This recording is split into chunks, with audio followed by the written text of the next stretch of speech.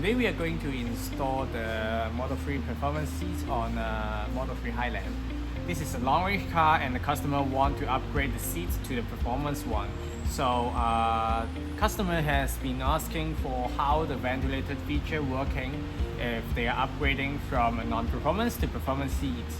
So I'm going to show you how. When you are installing the kit, we actually have provided you the ventilator form here. It is exactly the same as the original one. Here is the original fan. You can see that there are some clicks here and a lock here and a channel here. So just align the channel here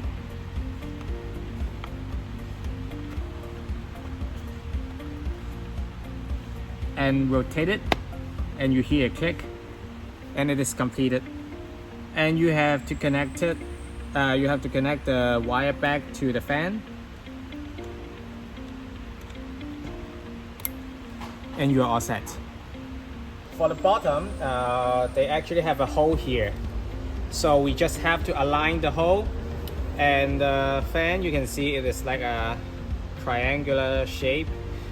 You slide in here and lock here. So I'll just slide in on the top and lock on both sides.